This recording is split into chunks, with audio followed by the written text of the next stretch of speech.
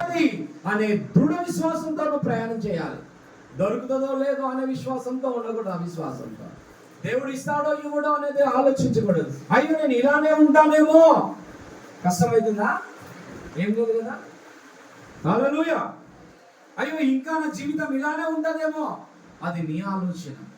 కానీ నిన్ను గొప్ప చేసేవాడు, నిన్ను అభివృద్ధి చేసేవాడు, నిన్ను విస్తరింపజేసేవాడు నీ దేవుడు అయి ఉన్నాడు. హల్లెలూయా. అందుకని పౌలు అంటున్నాడు, ఏ విషయంలో కూడా నువ్వు ఆలోచించాల్సిన అవసరం లేదు, కానీ క్రీస్తు యేసునందు దేవుని ఉన్నతమైన పిలుపు కోసము, ఉన్నతమైన స్థితి కోసము నువ్వు ఆలోచన చేయాలి. దేవుడు నా ఎడల దాచి ఉంచిన మేలు ఎంత గొప్పది. హల్లెలూయా. దేవుడు నా కోసం చేసేది చాలా విలువైంది అని గ్రహించాలి. కానీ మనం ఏమనుకుంటామంటే, దీనిలో నుంచి నేను బయటకు రాలేకపోతున్నాను, అయ్యో ఈ పరిస్థితిలో నుంచి ఇంకా ఎన్ని సంవత్సరాలు టార్చర్, ఎన్ని సంవత్సరాలు ఈ పరిస్థితులు, వాటిలో నుంచి నువ్వు బయటకు రాలేకపోతున్నట్టు ఆలోచిస్తున్నా. అయితే వాటిని మరిచిపో అన్నాడు దేవుడు. హల్లెలూయా. వాటి గురించి నువ్వు ఏం ఆలోచించాల్సిన అవసరం ఏమీ లేదు. నిన్ను సృజించిన వాడు నీ కోసము చేసేది చాలా గొప్పగా ఉంటాయి. అందుకంటున్నాడు, క్రీస్తు యేసునందు దేవుని ఉన్నతమైన పిలుపుకు కలుగు బహుమానం కోసం నువ్వు వెళ్ళాలి. హల్లెలూయా. ఉన్నతమైన బహుమానం ఏంటంటే, దేవుడు నీ కోసం దాచి ఇచ్చిన ప్రతి ఈవులను నువ్వు పొందుకోబోతున్నావు. హల్లెలూయా. నేను ఒక మాటలో చెప్తాడు, ఏమంటాడు తెలుసా? నువ్వు అడిగిన వాటికంటేను, ఊహించిన వాటికంటేను అత్యధికంగా చేయగలిగిన వాడు. హల్లెలూయా. సరే, ఎంత గొప్ప దేవుడు. మనం ఏం చేస్తామంటే, మనం అక్కడ ఆగిపోతున్నాం. ఆగిపోయిన వాళ్ళు అలానే ఉన్నారా? దేవుడు చెప్పాడు తెలుసు, ఆగిపో అన్నాడు. హల్లెలూయా. వాళ్ళను సాగిపోండి, నేను ఆగిపోమన్నాడా? మనం ఎందుకు ఆగిపోతున్నాం? మనం ఎందుకు వెనుకబడిపోతున్నాం? హల్లెలూయా. వెనుకున్న వాటిని మరచిపో, వేగిరపడే అనుభవాన్ని కలిగి ఉండు. పక్క వాళ్ళతో చెప్పు, దేవుని కోసం వేగిరపడు, ఉన్నతమైన బహుమానం పొందుకో, దాచి ఉంచిన ప్రతి మేలు నీ సొంతమైంది. హల్లెలూయా. దేవునికి మహిమ కలుగును గాక. దేవుని ఉన్నతమైన బహుమానాన్ని మనము పొందుకునే వారిగా ఉండాలని దేవుడు కోరుకుంటున్నాడు. హల్లెలూయా. అందుకని గురి యొద్దకే పరిగెత్తుతున్నాడు. హల్లెలూయా.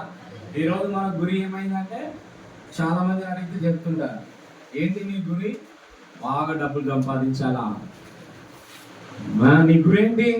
అందరికంటే గొప్ప వ్యక్తిగా ఉండాలా? హల్లెలూయా. నీకు నువ్వు ఆలోచిస్తే కాదు, నేను గొప్ప చేసేవాడు దేవుడు అండి. హల్లెలూయా. గురి వద్దకు, నీ గురి ఎవరో నీకు తెలియాలి. నీ గమ్యం ఏంటో, నువ్వు ఎక్కడికి వెళ్ళాలో, నువ్వు ఎక్కడి నుంచి వచ్చావో, ఎక్కడికి వెళ్ళాలో ఆ ఫార్ములా నీకు తెలియకపోతే నువ్వు ఈ లోకంలో చాలా కన్ఫ్యూజ్ అయిపోతావు. హల్లెలూయా. నేను పుట్టించిన వాడు సృష్టికర్త, ఆయన ఉన్నతమైన బహుమానాన్ని నీకు ఇవ్వాలని చూస్తున్నాడు. హల్లెలూయా. అందుకని నువ్వు గురి యొద్దకే పరిగెత్తాలంట. హల్లెలూయా. నీ గురి ఏమన్నా ఉన్నారు? యేసు ప్రభువు ఉన్నాడు. హల్లెలూయా. గురి యొద్దకే పరిగెత్తాలి. ఎబ్రీ రాసిన పత్రికలో 12వ అధ్యాయంలో మనం చూస్తే, మొదటి వచనంలో మనం చాలా ప్రాముఖ్యమైన విషయాలు పౌలు గారే రాస్తారు. ఇక్కడ ఇంత గొప్ప సాక్షి సమూహము మేఘము వలె, ఎస్,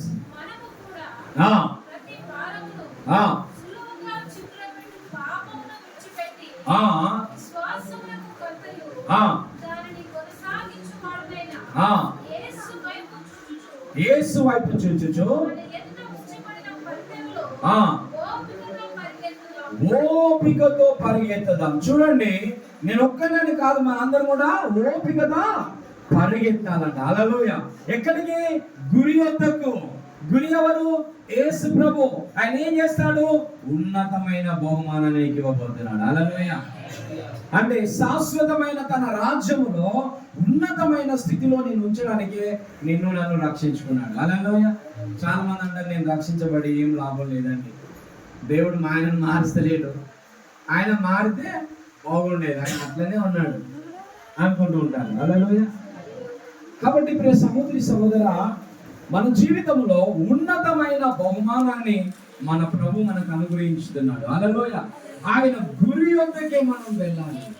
ఆ గురి ఎవరంటే యేసు ప్రభు. ఆ ఉన్నతమైన బహుమానం ఎవరు అంటే మన దేవుడు అయి ఉన్నాడు. హల్లెలూయా.